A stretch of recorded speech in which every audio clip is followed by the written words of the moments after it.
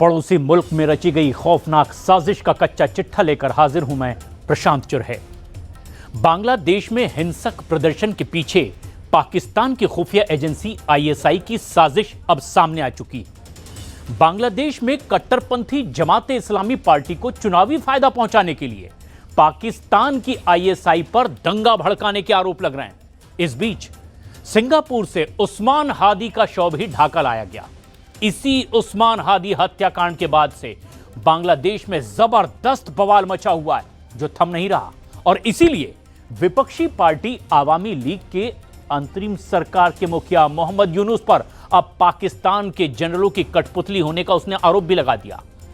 ऐसे में अब सवाल यह है कि क्या बांग्लादेश के भीतर पाकिस्तान का जिहादी मार्शल शरिया ट्रायल शुरू हो चुका है?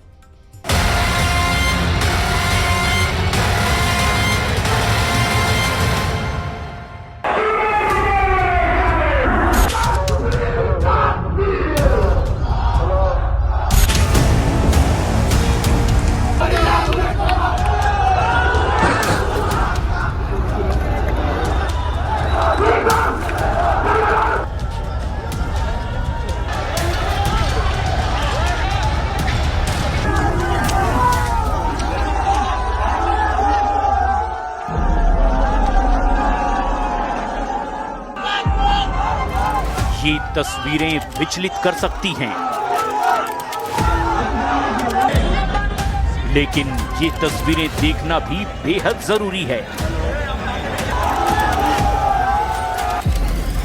क्योंकि ये तस्वीरें एक मुल्क के अराजक होने की निशानी हैं।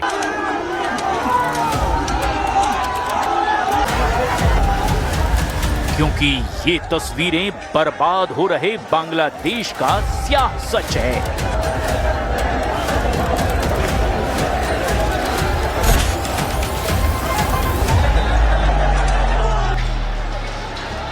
इसीलिए इन तस्वीरों को कलेजा थाम कर देखिएगा और जानिए कि ये इंसान सिर्फ हिंदू होने की वजह से चौराहे पर टांग दिया गया, कपड़े उतार कर इसे पैरों तले कुचला गया।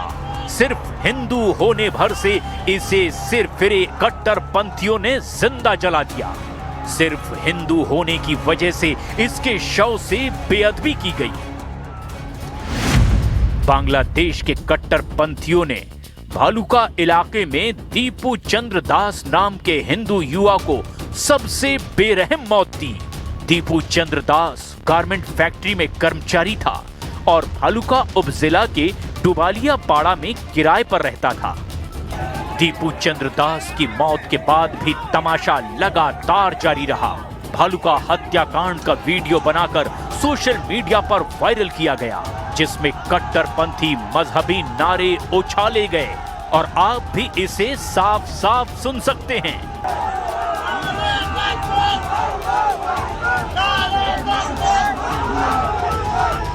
बांग्लादेश में बवाल कर रही खूनी ब्रिगेड किसी के काबू नहीं आ रही। ढाका में कट्टरपंथियों का सैलाब उमड़ा हुआ है। 2 दिनों से कट्टरपंथी बांग्लादेश के चीथड़े उड़ा रहे हैं, और न सिर्फ देश के बल्कि इंसानियत के भी। राजधानी ढाका में मानो गृह युद्ध छिड़ा हुआ है। ढाका जल रहा है, ढाका ढह रहा है। ढाका में इंसानियत को चौराहे पर टांग दिया गया है। ढाका में शैतानों की साजिशें परवान चढ़ रही हैं। ढाका पाकिस्तानी आतंकवादियों की प्रयोगशाला बन चुका है।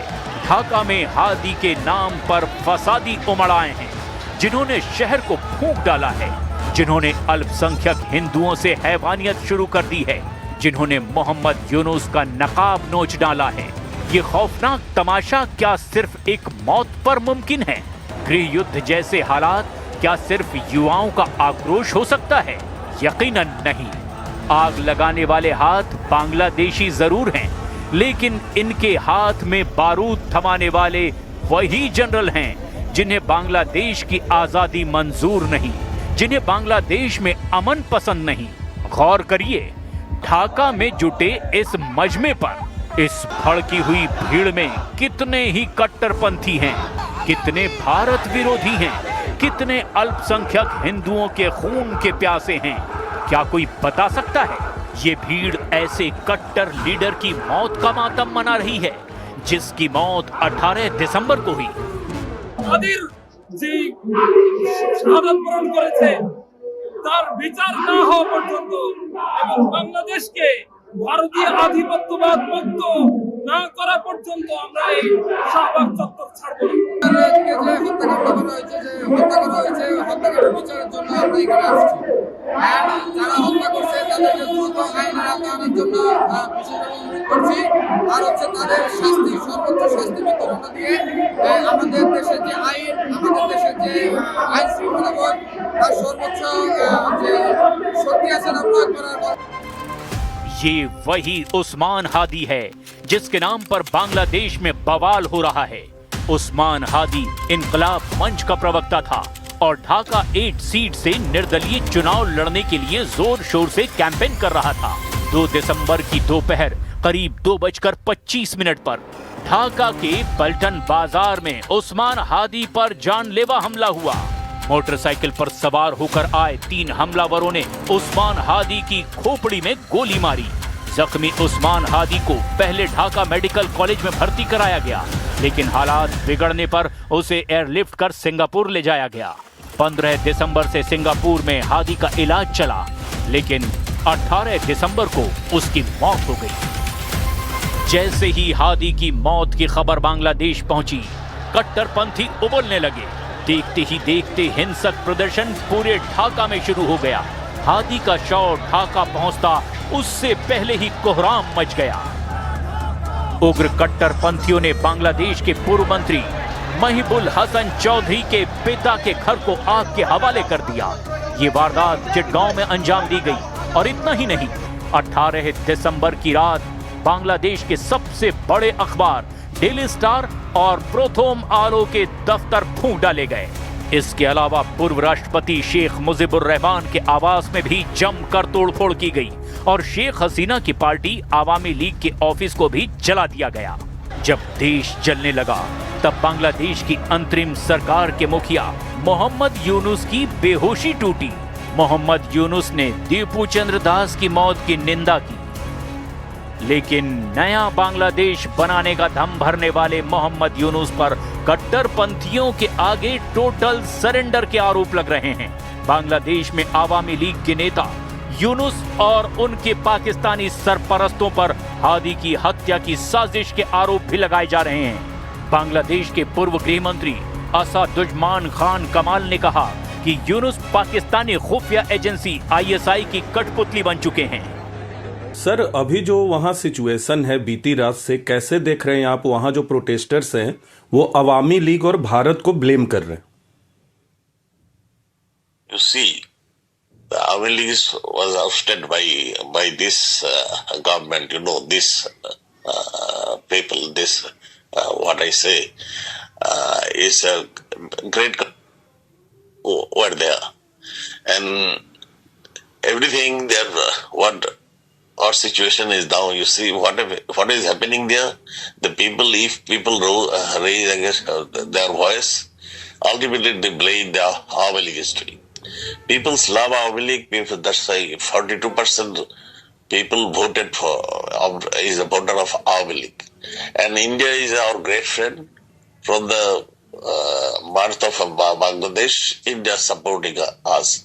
I mean, not only this, India sacrificed their blood for our freedom, and not and every time when we need the crucial moment, India expand their hand to help us, and India now becomes the enemy. It's not a normal situation. It's a conspiracy. You know, if you go back to the history. If you go to the 71 plot, when the liberation war, we fought against Pakistan. We fought against the political force that is. कट्टरपंथी गिरोह बांग्लादेश में किस कदर खून खराबे पर उतर आया है, इसे पत्रकारों पर हो रहे हमले से समझना ज्यादा आसान है। बांग्लादेश के खुलना में पत्रकार इमदादुल हक मिलोन को गोलियों से भून दिया गया। इमदादुल हक मिलोन शालुआ प्रेस क्लब के अध्यक्ष थे। ढाका हो, चिटगांव हो, राजशाही हो, सब जगह एक जैसे खूंखार कट्टरपंथी मन मुताबिक तांडव मचा रहे हैं। उधर अंतरिम सरकार के सरगना मोहम्मद यूनुस अपने आकाओं को खुश करने में मगन हैं ताकि बांग्लादेश में होने वाले चुनावों को टाला जा सके। बांग्लादेशी मीडिया रिपोर्ट में दावा किया जा रहा है कि पाकिस्तान के खुफिया एजेंसी इंटर सर्विसेज इंटेलिजेंस ने बांग्लादेशी कट्टरपंथी जमात इस्लामी को जिताने के लिए खूनी साजिश को अंजाम दिया है, लेकिन अभी जमात इस्लामी का जनाधार ना के बराबर है। कट्टरपंथी पार्टी को चुनाव की तैयारी के लिए ज्यादा वक्त नहीं मिला, इसीलिए आईएसआई के एजेंट्स ने बांग्लादेश में बारूदी प्लॉट बना करके बवाल करना शुरू कर दिया है। ये बांग्लादेश के प्रोथोम आलो अखबार की रिपोर्ट है। रिपोर्ट के मुताबिक 15 दिसंबर को उस्मान हादी गोलीकांड में शामिल शूटरों की शिनाख्त उसी दिन हो गई थी। जांच पड़ताल के बाद पुलिस ने मुख्य संदिग्धों के नाम फैजल करीम मसूद, आलमगीर शेख और रूबल का नाम बताया। हादी हत्याकांड में ढाका पुलिस गिरफ्तारी पर गिरफ्तारी कर रही है, लेकिन मुख्य आरोपी फैजल करीम मसूद अब तक रडार पर नहीं आया है। उधर हादी समर्थकों में शामिल आईएसआई के बारूदी मोहरे बांग्लादेश में जनरल मुनीर का मिशन पूरा करने में लगे हैं। पाकिस्तान के स्वयंभू फील्ड मार्शल पर अगस्त 2024 से बांग्लादेश में उपद्रव करवाने के आरोप लग रहे हैं। शेख हसीना सरकार के तख्ता पलट के बाद अब्बासी मुनीर ढाका में टिक्का खान जैसे क्रूर जनरल की ताजपोशी में जुटा है, जिसने 1971 में ढाका को बंगाली कब्रिस्तान बना दिया था। लेकिन आसिम मुनीर को 71 का इतिहास याद रखना होगा, जब उसके टुकड़े टुकड़े हुए थे।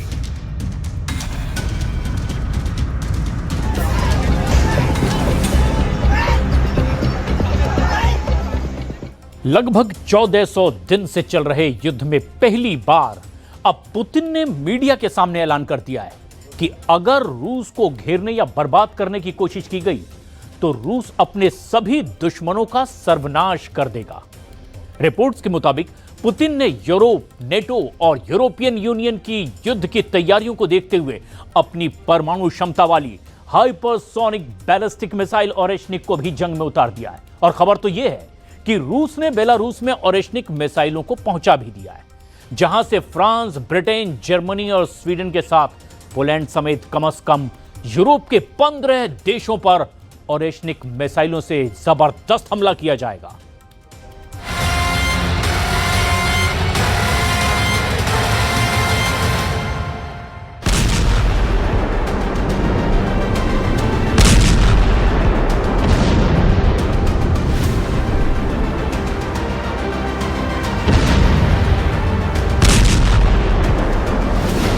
$10 लाख करोड़ से हारेंगे ज़ेलेंस्की, पुतिन करेंगे आधा यूक्रेन साफ।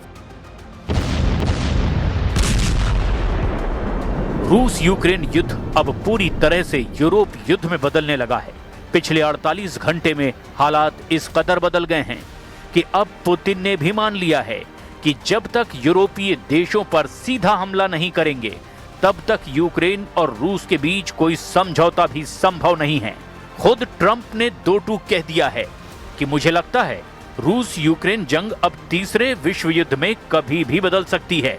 अभी का सबसे खौफनाक पहलू यह है कि रूस ने यूक्रेन के साथ साथ यूरोप के कई देशों को भी निशाना बनाने का मन बना लिया है, जिसकी वजह से ये रिपोर्ट आनी शुरू हो चुकी है कि रूस अपनी सबसे नई हाइपरसोनिक मिसाइल ओरेशनिक से यूक्रेन के साथ साथ अब यूरोप के कम से कम 10 देशों पर हमले कर सकता है।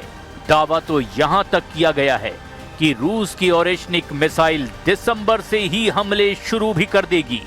खबर यह भी है कि ब्रिटेन, फ्रांस, जर्मनी और पोलैंड समेत कम से कम 25 ऐसे यूरोपीय देश हैं जो अब यूक्रेन के कंधे पर बंदूक रख करके रूस के खिलाफ बड़ी जंग की तैयारी पूरी कर चुके हैं। पश्चिमी मीडिया के दावों के मुताबिक यूरोपियन यूनियन ने 90 अरब यूरो यानी लगभग 9,51,000 करोड़ भारतीय रुपयों के बराबर यूक्रेन को देने का ऐलान कर दिया है। जिसके दम पर यूक्रेन अब रूस से लंबी जंग करेगा।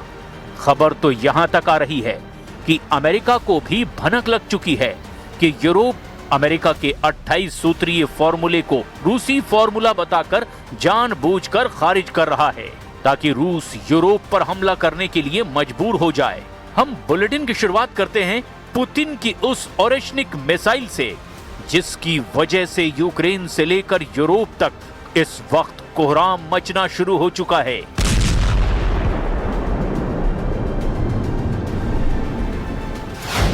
बेलारूस में ओरेशनिक मिसाइल, निशाने पर आधा यूरोप। लगभग 1400 दिन से चल रहा रूस यूक्रेन युद्ध वैसे तो रूस के पक्ष में जाता हुआ साफ दिख रहा है, लेकिन जिस तरह से यूरोपीय देश यूक्रेन की मदद के बहाने आग में घी डाल रहे हैं, उसने रूस यूक्रेन जंग को तीसरे विश्व युद्ध में पहुंचा भी दिया है। और यही वजह है कि 15 अगस्त 2025 को जो पुतिन अलास्का में ट्रंप से मिलने के बाद यूक्रेन से समझौते को तैयार हुए थे, वही पुतिन अब किसी भी कीमत पर जंग रोकने को तैयार नहीं है।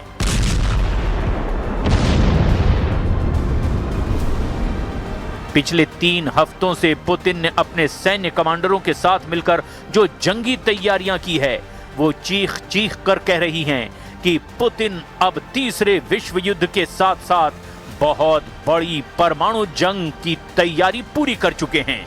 रूस ने यूक्रेन के साथ साथ यूरोप के खिलाफ अपनी सबसे घातक हाइपरसोनिक बैलिस्टिक मिसाइल ओरेशनिक भी उतार दी है, जो रूस और उसके जिगरी दोस्त बेलारूस की जमीन से यूरोप पर हमला करेगी।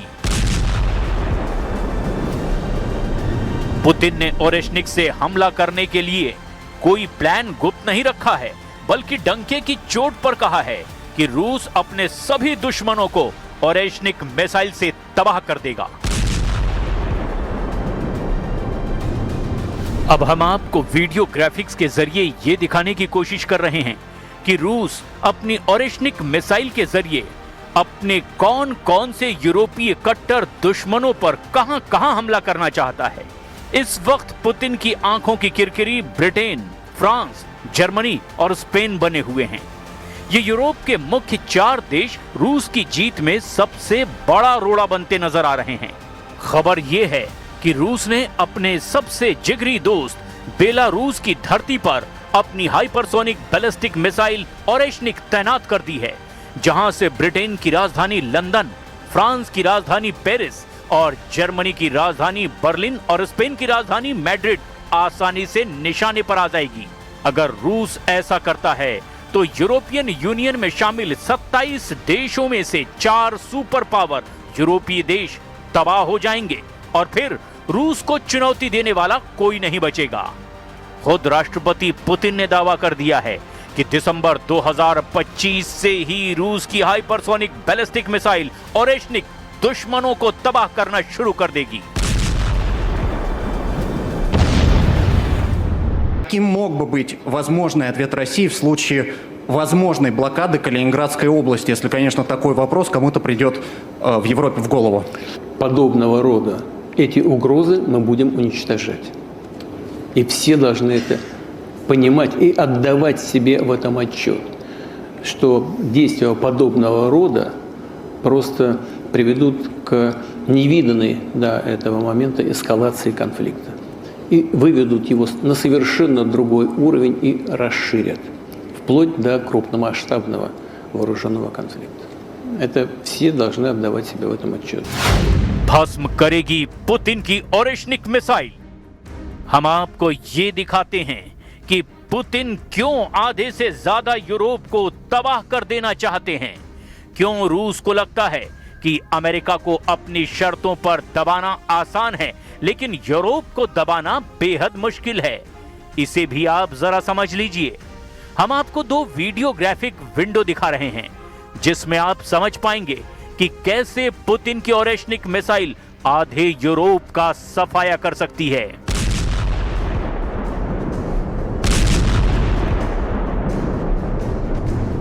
रूस की नई ओरेशनिक हाइपरसोनिक बैलिस्टिक मिसाइल की मारक क्षमता और दूसरे दायरे में आने वाले यूरोपीय देशों से जुड़ी हैरान करने वाली रिपोर्ट भी सामने आने लगी है। रूसी, यूरोपीय और पश्चिमी देशों की मीडिया के मुताबिक रूस ने बेलारूस से ओरेशनिक को लॉन्च करने की पूरी तैयारी कर ली है। दावों के मुताबिक बेलारूस से लॉन्च किए जाने पर रूस की ओरेशनिक मिसाइल 10 मिनट से भी कम वक्त में ब्रिटेन की राजधानी लंदन या फिर फ्रांस की राजधानी पेरिस में परमाणु तबाही मचा सकती है। ओरेशनिक एक इंटरमीडिएट रेंज बैलिस्टिक मिसाइल यानी IRBM है, जिसकी आधिकारिक मारक क्षमता 1000 से 5500 किलोमीटर के बीच बताई गई है। हालांकि कुछ रूसी रक्षा विशेषज्ञों के अनुसार इसकी अधिकतम सीमा 5000 किलोमीटर तक हो सकती है। कुछ रिपोर्ट के मुताबिक 5000 से 5500 किलोमीटर की रेंज में पूरा यूरोप और उससे लगभग सभी प्रमुख देश आ जाते हैं। रूस के निशाने पर मुख्य यूरोपीय शहर इसकी रेंज में हैं। रूस के पश्चिमी हिस्सों या फिर बेलारूस, जहां से इसे 2025 के आखिर तक तैनात कर दिया गया है, यहां से बहुत बड़े हिस्से पर हमला कर सकती है। पश्चिमी यूरोप में लंदन, पेरिस, बेल्जियम की राजधानी ब्रुसेल, जहां पर नेटो का मुख्यालय भी है, उसे आसानी से निशाना बनाया जा सकता है। जबकि पश्चिमी यूरोप में जर्मनी की राजधानी बर्लिन इसके हमले से बच नहीं पाएगी। दावों के मुताबिक ओरेशनिक मिसाइल 10 से 12 मैक यानी आवाज से 10 से 12 गुना तेज रफ्तार से हमला करती है। और यही वजह है कि मध्य और पूर्वी यूरोप में पोलैंड की राजधानी वार्सा, चेक गणराज्य की राजधानी प्राग जैसे और भी देश इसके निशाने पर आसानी से आ जाएंगे। जबकि बाल्टिक देश लिथुआनिया, लातविया, एस्टोनिया भी ओरेशनिक से बच नहीं पाएंगे। उत्तरी यूरोप में स्वीडन का स्टॉकहोम, स्वीडन, नॉर्वे का ओस्लो, फिनलैंड का हेलसिंकी, डेनमार्क का कोपेनहेगन ओरेशनिक के टारगेट पर हैं।